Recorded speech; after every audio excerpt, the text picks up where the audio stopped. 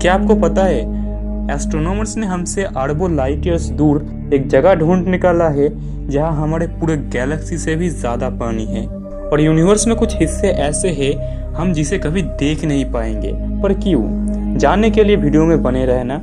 आज हम ऐसे ही 5 अमेजिंग फैक्ट्स जानने वाले हैं। तो फिजूल के बकबक को साइड में रख के शुरू करते हैं आज का वीडियो। तो चैनल को सब्सक्राइब करके नोटिफिकेशन का घंटा भी बजा देना।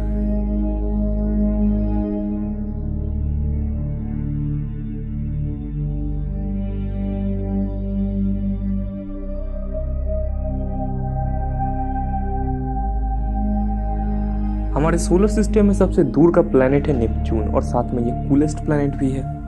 सोलर सिस्टम का 4th लार्जेस्ट प्लैनेट नेपच्यून 1846 में डिस्कवर हुआ था। और मजे की बात यह है कि अपने डिस्कवरी के बाद ये प्लैनेट सिर्फ एक बार ही सूरज को फुल्ली ऑर्बिट किया है। सूरज का एक चक्कर लगाने में नेपच्यून को 165 साल लगता है।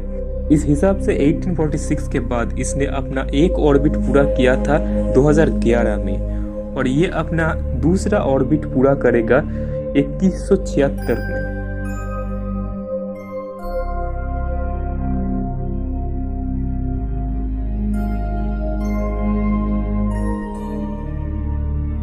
हमारे चंदा मामा के साथ कुछ और भी मून्स है जिन्हें हमारे बनाए सैटेलाइट्स ऑर्बिट करते हैं।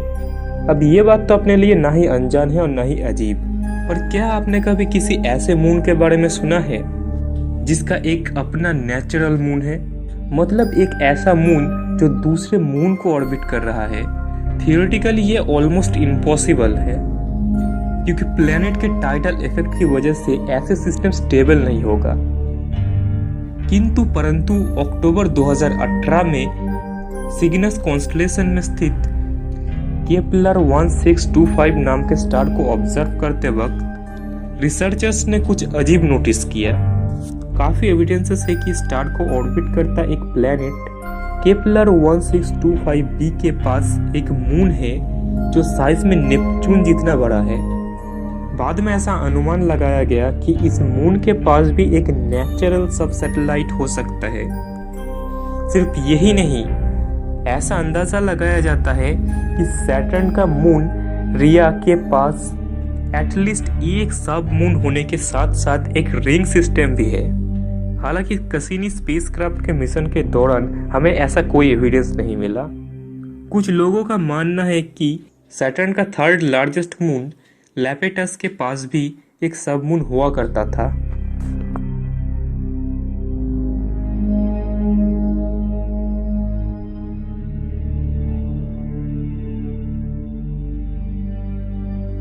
ज्यादातर स्टार्स किसी न किसी गैलेक्सी का हिस्सा होता है, जैसे हमारे सन का गैलेक्टिक होम है मिल्की वे।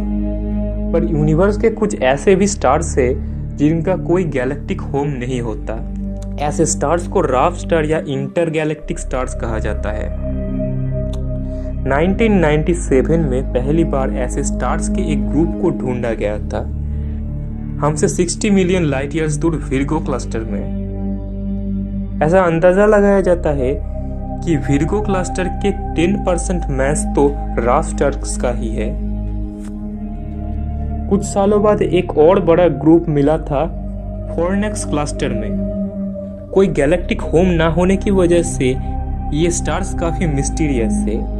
मोस्ट प्रोबेबली ये स्टार्स किसी गैलेक्सी में ही पैदा हुआ था, पर किसी वजह से ये अपने होम गैलेक्सी से बाहर चला गया।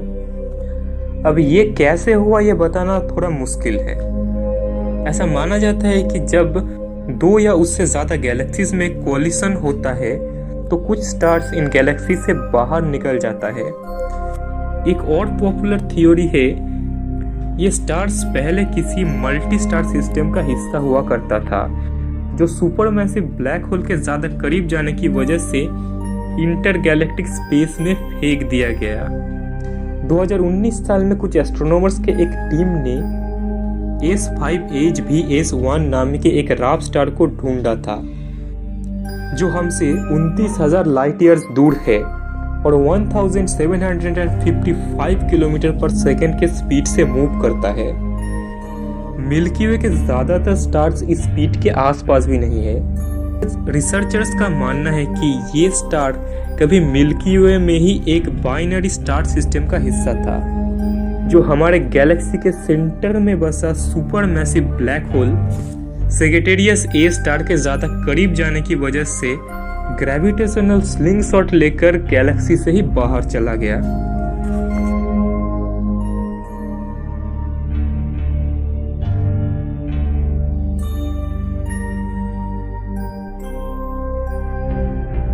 मैंने कई बार ऐसा सुना है कि हमारा प्लेनेट बहुत ही यूनिक है क्योंकि यहाँ पानी मिलता है जो किसी और जगह नहीं मिलता।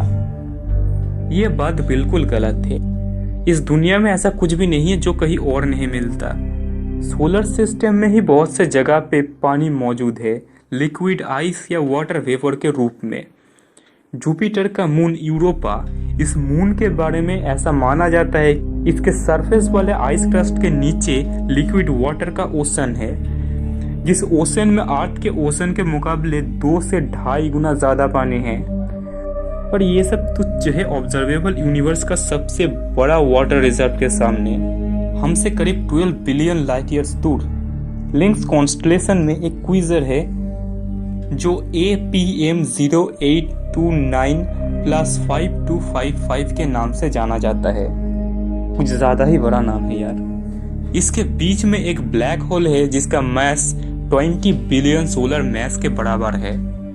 इस क्विजर में बहुत बड़े अमाउंट में वाटर वेपर मौजूद है। वह 4000 गुना ज्यादा पानी है हमारे पूरे मिल्की वे गैलेक्सी के मुकाबले, और अर्थ के मुकाबले तो 140 ट्रिलियन टाइम ज्यादा वाटर है इस क्विजर में।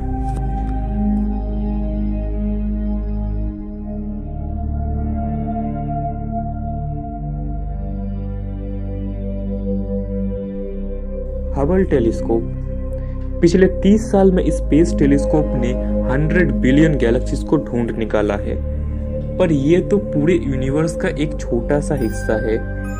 अभी भी बहुत से गैलेक्सीज को डिस्कवर करना बाकी है, और अभी तो जेम्स वेब भी आ चुका है जिसकी मदद से हम और भी गैलेक्सीज को देख पाएंगे। पर हम चाहे जितनी भी कोशिश कर ले, यूनिवर्स का कुछ हिस्सा हम कभी देख नहीं पाएंगे। वजह है इन्फ्लेशन। ये यूनिवर्स लाइट से भी ज्यादा तेजी से एक्सपेंड हो रहा है और इसका स्पीड भी एक्सेलरेट हो रहा है, जिस वजह से दूर के गैलेक्सी से निकलने वाली लाइट कभी हम तक पहुंचेगा ही नहीं। और हम किसी भी चीज को तभी देख पाते हैं जब लाइट उससे रिफ्लेक्ट या एमिट होकर हम तक आता है। यही वजह है कि यूनिवर्स के कुछ हिस्से को हम कभी देख नहीं। तो आज के लिए इतना ज्ञान काफी है। आप बताओ कि इन फैक्ट्स में से सबसे ज्यादा अमेजिंग आपको कौन सा लगा। जाते जाते वीडियो को लाइक शेयर जरूर कर देना।